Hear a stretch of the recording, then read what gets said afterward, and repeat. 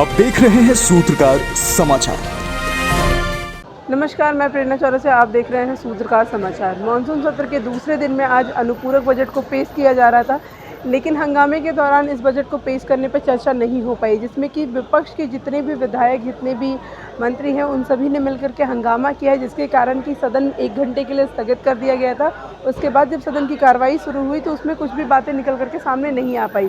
ऐसे में जब सदन खत्म होने के बाद सत्ता पक्ष और विपक्ष के मंत्री और नेता जब बाहर निकल करके आए तो उनसे हमने बातचीत करने की कोशिश की है। आप भी देखिए कि क्या कुछ कहा है दोनों पक्षों के नेता और मंत्री ने। सबसे पहली बात तो ये है, मणिपुर का मामला है जिसे पार्लियामेंट में देश के गृह मंत्री ने दोनों सदन में जाकर के कहा कि सरकार चर्चा करने को तैयार है। अब वो चर्चा से लोग भाग रहे हैं।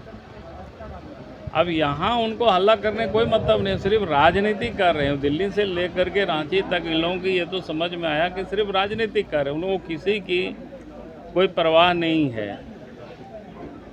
और नहीं तो जब पार्लियामेंट में जब अमित शाह जी ने, देश के गृह मंत्री ने, चर्चा के लिए तैयार है, सरकार भाग नहीं रही है, तो फिर वहाँ चर्चा करने के लिए इन लोगों को भाग लेना चाहिए। जो यहाँ कांग्रेस के लोग यहाँ जो फड़फड़ा रहे हैं, बताना चाहिए उनके अपने नेताओं को कि भाई वहाँ चर्चा में भाग ले लो, वहाँ बैठे सदन पर। और झारखंड में चर्चा होनी तो झारखंड की लॉ एंड ऑर्डर पर चर्चा होनी चाहिए। यहाँ पर बिगड़ती हुई जो कानून व्यवस्था है उस पर चर्चा होनी चाहिए।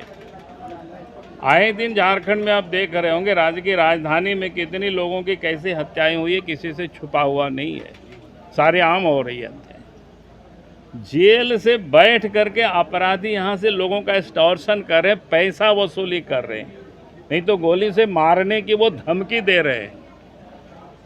और पैसे नहीं देते हैं तो लोग गोली भी मार देते हैं। और वो सारे अपराधी जेल में मौज कर रहे हैं। और हमें तो यहाँ तक जानकारी है कि पुलिस अफसर भी कुछ भ्रष्ट अफसर है जो जेल में अपराधियों से मोबाइल से लोग बात करते हैं, आपने नाश्ता किया कि नहीं, क्योंकि अपराधियों से लोग पैसे वसूलते हैं और ऊपर तक लोग पहुंचाते हैं। तभी तो इतना यहाँ और ये जो चर्चा तो उनको करनी चाहिए यहाँ के अपराध के बारे में, यहाँ के कानून व्यवस्था के बारे में।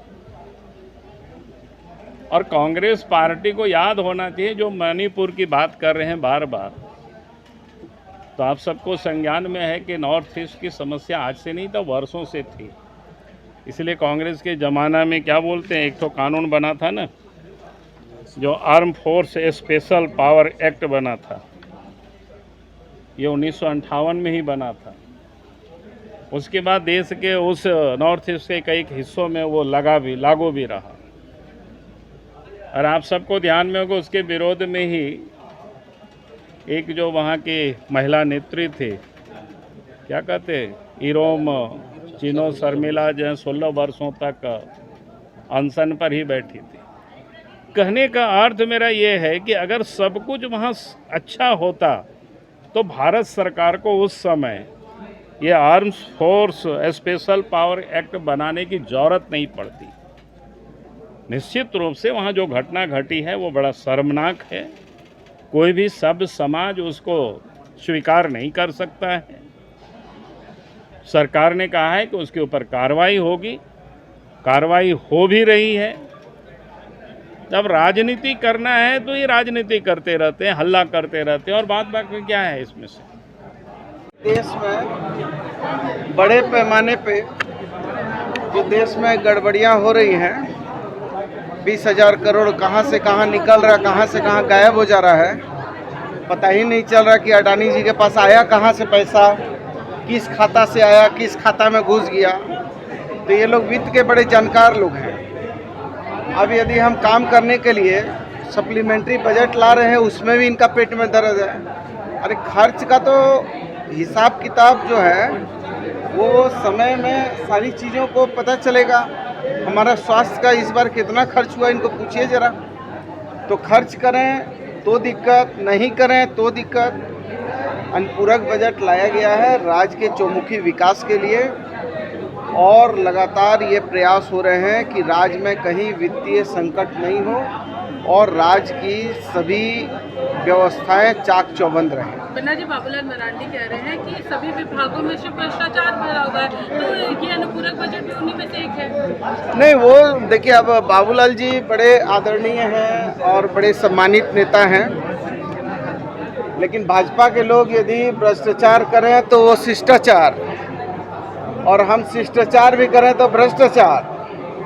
तो इसलिए अब उनके इस दोहरे मापदंड में हम नहीं पढ़ना चाहते हैं। यदि ऐसा ही है तो बॉम्बे में जो शरद पवार जी का भतीजा जो है पहले करप्ट था, बाद में इनकी गंगोत्री में नहा लिया तो एकदम जो है साफ सुथरा एकदम निष्पक्ष हो गया। मतलब उनके साथ रहें तो उनका वॉशिंग मशीन बड़ा मजबूत। हमारे पास जो है हाथ से हम लोग धोते हैं पीट पीट के, और वो वाला दोहनी साबुन लगा के। सत्ता पक्ष और विपक्ष से बात करने के बाद ये मालूम चल रहा है कि कल अनुपूरक बजट पे चर्चा की जा सकती है, उसे पेश करने की बात कही जा सकती है। अब देखना यह है कि 6 दिन के मानसून सत्र में 2 दिन पार हो चुके हैं, बचे हुए 4 दिनों में क्या अनुपूरक बजट पेश हो पाता है या नहीं, क्योंकि विपक्ष का कहना है कि अनुपूरक बजट की ज़रूरत उन्हें पड़ती है जहाँ पे कि काम होता है, और यहाँ पे सरकार बिल्कुल भी काम करते हुए नज़र नहीं आ रही है। हमारी रिपोर्ट यहीं तक। ऐसी खबरों को देखने के लिए आप मेरे साथ बने रहें। मैं प्रेरणा चौरसिया, सूत्रकार समाचार। अगर आपको हमारा वीडियो पसंद आता है तो हमारे चैनल को लाइक, शेयर और सब्सक्राइब करना ना भूलें।